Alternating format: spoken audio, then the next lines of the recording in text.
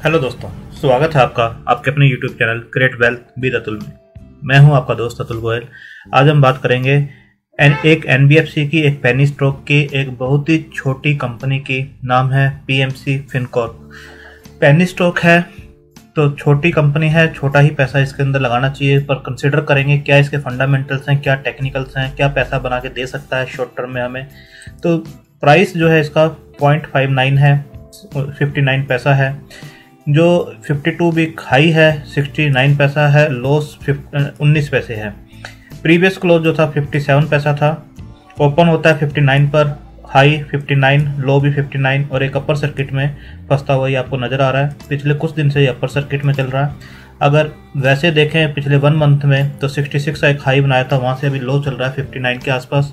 अगर 6 मंथ का देखेंगे तो काफ़ी पैसा ये डबल कर चुका है, 30 पैसे अगर 6 महीने किसी ने होल्ड किया हो तो। फंडामेंटल्स देखेंगे, कंपनी के फंडामेंटल्स कैसे हैं, चार्ट के ऊपर कैसे नज़र आता है और क्या बिजनेस है इसका। सबसे पहले बिजनेस की हम बात करते हैं। जो कंपनी की वेबसाइट है PMC Fincorp. Fincorp is registered as a public limited company in the state of Uttar Pradesh Kanpur. The company was incorporated on 4 Feb 1985 to undertake the business of financial services. आप देख सकते हैं the company is registered with RBI reserve bank of India as a non banking finance company and engage in the activities. तो RBI के साथ registered company है ये। NBFC का बिजनेस है और क्या क्या एक्टिविटीज करते हैं। Corporate and personal finance, debt syndication, private placement arranger, distribution and marketing of financial products, dealing and investment in stock market. तो आप देख सकते हैं IPO जो आया था इसका 1988 में आया था और बताया गया कि फुली सब्सक्राइब्ड हुआ था और BSE के ऊपर ये कंपनी लिस्टेड है। तो ये इनकी वेबसाइट आप देख सकते हैं, इस टाइप से इनकी वेबसाइट दिखाई देती है। अब इसके प्राइस मैंने आपको बताया 59 पैसे का है और एक अपर सर्किट में फंसा हुआ है। कंपनी के फंडामेंटल्स चेक कर लेते हैं। PMC फिनकॉर्प जैसे आप देख पा रहे हैं 29 करोड़ की एक कंपनी है। डेट 7.88 का है, डेट टू इक्विटी 0.11 की है, मैनेजेबल है। कोई भी जो प्रमोटर की होल्डिंग है प्लज नहीं है यहाँ पर। ROCE आपको प्लस दिखाई देगी 3.34%, ROE 2.09% की दिखाई देगी। डिविडेंड पे नहीं करते हैं, 69 पैसा हाई है और 19 पैसे लो है। अगर एक बात को ध्यान दें आप, बुक वैल्यू जो है 1.39 की है, ₹1.39, जबकि स्टॉक चल रहा है अभी जैसे मैंने दिखाया लाइव मार्केट में 59 पैसे के आसपास। तो अगर वहां से देखें तो 60% ऑलमोस्ट डाउन अपने हाई से चल रहा है, बुक वैल्यू से चल रहा है 60% डाउन। तो एक अंडर वैल्यू माना जा सकता है स्टॉक को कि कोई भी अगर रैली आती है तो बिल्कुल ये बढ़ सकता है अगर इसके फंडामेंटल इसे सपोर्ट करें तो। अगर चार्ट के ऊपर देखें 50 DMA से ऊपर बना हुआ है और 200 DMA से भी स्टॉक जो है ऊपर बना हुआ है और काफ़ी टाइम से आप देखेंगे 3 दिसंबर को इसने इस लेवल को क्रॉस किया था 50 DMA को और उससे ऊपर बना हुआ है। तो इसके बाद क्वार्टरली रिजल्ट्स को भी हम देखते हैं। जो सेल्स थी दिसंबर 2017 में 1.48 करोड़ की थी, जो कि घट के 0.85 के आसपास नजर आ रही है, जो कि मार्च 2020 में 5.23 भी टच कर गई थी। उसके बाद हो सकता है ये कोविड का इम्पैक्ट हो इनके बिजनेस के ऊपर, जिसकी वजह से दोनों ही क्वार्टर्स में सेल्स घटती हुई नजर आ रही है। OPM देखेंगे 65.54% के आसपास जो हुआ करते थे 68.24 के आसपास है। ऑपरेटिंग प्रॉफिट 0.97 जो होते थे 0.58 के आसपास है। नेट प्रॉफिट आप देखेंगे 0.57 से घट कर 0.39 के आसपास हो गया है। 2-3 क्वार्टर ऐसे इनके गए हैं जिसके अंदर इन्होंने लॉस भी बुक किया है, बाकी सभी क्वार्टर्स के अंदर प्रॉफिट देती हुई कंपनी नजर आ रही है। सेल्स देखेंगे 5.25 की जो मार्च 2010 में होती थी 9.77 के आसपास मार्च 2020 में है।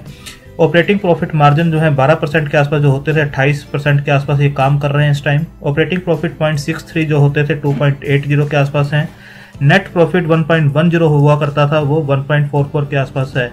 तो आप देखेंगे एनुअल बेस पे किसी भी ईयर के अंदर इस कंपनी ने लॉस नहीं दिया, एटलीस्ट प्रॉफिट में ही रही है। इसका बैलेंस शीट के ऊपर आप देखेंगे जो रिजर्व्स है, डेट है 10.68 की जो हुआ करती थी घट के 7.88 के आसपास की है। रिजर्व्स जो है 16.83 से बढ़ के 19.69 है। शेयर कैपिटल काफ़ी इन्होंने बढ़ा रखी है अपनी, जो कि एक कंसर्न हो सकता है शेयर प्राइस के ऊपर। 8.92 से ये बढ़ती हुई 50.91 के आसपास की शेयर कैपिटल जो है बढ़ी हुई है। एसेट्स जो है 51.18 से इंक्रीज होकर 80.34 के आसपास के हैं। तो डेट मैनेजेबल है, रिजर्व्स भी इंक्रीज हो रहे हैं, एसेट्स भी इंक्रीज हो रहे हैं, प्रॉफिट कंपनी दे रही है सभी उसके अंदर, बट जो प्रॉफिट सेल्स है वो घटती हुई कहीं ना कहीं नजर आ रही है। तो प्रॉफिट मार्जिन आप देखेंगे पिछले 10 साल के तो 3% के आसपास हैं, 5 साल के -15 हैं, 3 साल में 26% है और टीटीएम 318% है। जो प्रॉफिट ग्रोथ दिखाई दे रही है, ये सेल्स ग्रोथ जो है 10 साल में 6% की ग्रोथ दिखाई है इन्होंने कंपाउंडेड, और 5 साल में -20 है, 3 साल में 10% और टीटीएम 14% के आसपास का जो सेल्स ग्रोथ दिखाई दे रही है। सेल्स ग्रोथ भी है और प्रॉफिट ग्रोथ भी है, बट उस वे में नहीं है जिस वे में होनी चाहिए। तो आप देख सकते हैं। इसके बाद प्रमोटर की होल्डिंग भी हम चेक करते हैं। प्रमोटर की होल्डिंग एक कंसर्न है, 20.29 की सिर्फ होल्डिंग है पिछले कई क्वार्टर से, और कुछ भी इन्होंने इंक्रीज नहीं किया है। और पब्लिक के पास जो होल्डिंग है वो 79.91% के आसपास की है, जिसके अंदर 2-3 के पास और भी होल्डिंग है जो कि ऑलमोस्ट 5-6% के आसपास की बनती है। तो पब्लिक के पास होल्डिंग, मेजर होल्डिंग पब्लिक के पास ही नजर आती है। प्रमोटर के पास बहुत ही कम होल्डिंग्स हैं इसकी। इसके बाद आप देखेंगे कि जो फाइनेंशियल है, स्ट्रॉन्ग फाइनेंशियल दिखाए गए हैं। पिछले 3 साल के अगर सीजीआर ग्रोथ को देखें, रेवेन्यू 9.9% के आसपास से बढ़ रहे हैं जो सीजीआर ग्रोथ है, नेट प्रॉफिट 25.8% के आसपास से बढ़ रहा है, और जो ऑपरेटिंग प्रॉफिट है वो माइनस में 15.8 के आसपास। तो आप देख सकते हैं कि जो रेवेन्यू है वो बढ़ रहा है, नेट प्रॉफिट भी पिछले 3 साल से थोड़ा बढ़ना स्टार्ट हुआ है इनका। प्रमोटर की होल्डिंग जो है अनचेंज है, जैसे मैंने बताया पिछले कई क्वार्टर से सेम क्वार्टर उसके अंदर ही ये काम कर रहे हैं।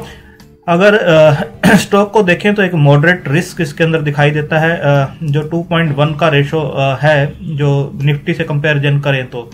रिटर्न और बैंक की एफडी को कंपेयर करें तो स्टॉक ने बैंक की एफडी से भी जो रिटर्न है, बेकार रिटर्न दिए हैं, उस रिटर्न्स को भी ये मैच नहीं कर पाया है।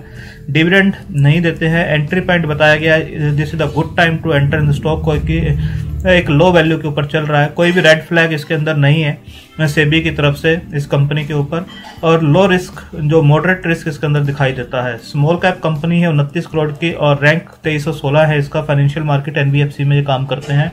जो शेयर कैपिटल बढ़ाई हुई है वो भी एक मेजर कंसर्न इसके ऊपर बिल्कुल नजर आता है। आप देखेंगे जो स्टॉक था 2018 में एक आप देखेंगे इसी रेंज के अंदर ही चलता हुआ काफी टाइम से नजर आ रहा है, और 1 रुपये को इसने टच नहीं किया है अभी। 2018 में भी ये जो शेयर था 75 पैसे के आसपास ही ये चलता था, 75 पैसे 80 पैसे के आसपास आप देख सकते हैं ये शेयर चलता था, और वहां से ये जो गिरा है और उसके बाद इसने जो लो बनाया है आप देख सकते हैं यहाँ पर 16 पैसे के आसपास का इसने एक लो बनाया था। उसके बाद इसने बाउंस बैक किया है, 50 पैसे तक गया है। जिसने इस पैसे को लगाया होगा यहाँ पर तो 3 गुना पैसा बिल्कुल हुआ होगा। उसके बाद कोविड के टाइम पर यह स्टॉक फिर नीचे आया है, और नीचे आने के बाद इसने वही 18-19 पैसे के आसपास का एक लो फिर बनाया है, और उसके बाद फिर बाउंस किया है। और अगेन जो है ये स्टॉक जो है आपको अभी अपर सर्किट में चलता हुआ दिखाई दे रहा है।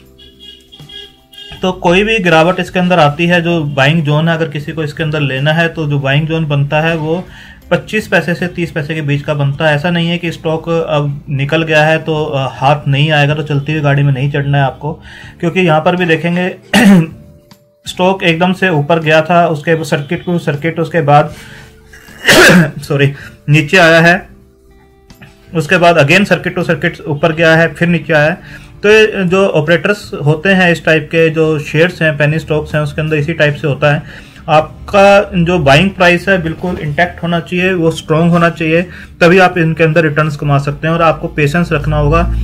पेनी स्टॉक्स काफी हैं जो आपको रॉक बॉटम प्राइस पे मिलता है, जिसके फंडामेंटल कुछ चेंज हो सकते हैं, उस टाइप के स्टॉक में आप पैसा लगाइए, और पोर्टफोलियो का सिर्फ 1 से 2% ही रखिए, और पेनी स्टॉक भी एक में नहीं, डाइवर्सिफाइड करके 5-6 कंपनी में डिवाइड कीजिए उस 2% अमाउंट को भी, ताकि कोई भी स्टॉक चलता है तो आपको रिटर्न मिल जाए, और कोई रुका हुआ है या कंसोलिडेट कर रहा है तो कोई बात नहीं, उसे कंसोलिडेट करने दीजिए। रॉक बॉटम प्राइस पे ही आप लगाइए, पेशेंस इसके अंदर रखनी होगी, थोड़ा टाइम देना होगा इसे। तो आप देख सकते हैं कि ये स्टॉक जो है ऊपर भी जाता है, उसके बाद नीचे भी आता है। तो इसके अंदर एक लेवल के ऊपर जाके आपको अपनी होल्डिंग जो है ऑफलोड करनी होती है, और वहां से स्टॉक अगर वापस नीचे आता है तो बिल्कुल आपको अगेन आप उसके अंदर स्टेक बना सकते हैं। तो इसका जो प्राइस बनता है 25 पैसे के आसपास का ही बनता है, कि 25 पैसे के आसपास अगर स्टॉक मिलता है तो डाउन साइड रिस्क काफी कम रह जाता है। और अगेन ये 50 पैसे को कई बार टच कर चुका है, आप देखिए यहाँ 40 पैसे को 2 बार टच कर चुका है, और इस बार इसने 40 की रेंज को तोड़ा है और काफी ऊपर तक गया है। तो अच्छा पैसा बना के दे सकता है, बट डाउन साइड जो है इसकी आपको देख के डाउन पे ही इसे लेना है ताकि आप अच्छा मल्टीपल कर सकें।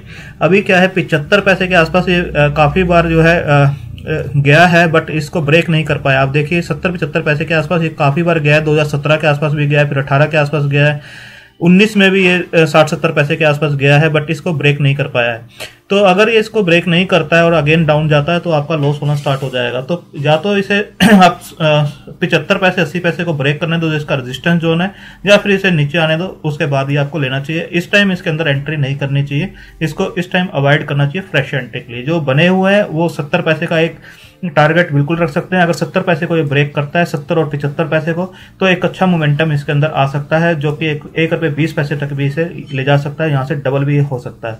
बट अगर ये 70 पैसे को ब्रेक नहीं करता है, जो इसका लॉन्ग टर्म का रेजिस्टेंस है, तो ये अगेन नीचे आता हुआ आपको 40 पैसे और 35 पैसे के आसपास भी नजर आएगा। थैंक यू, धन्यवाद।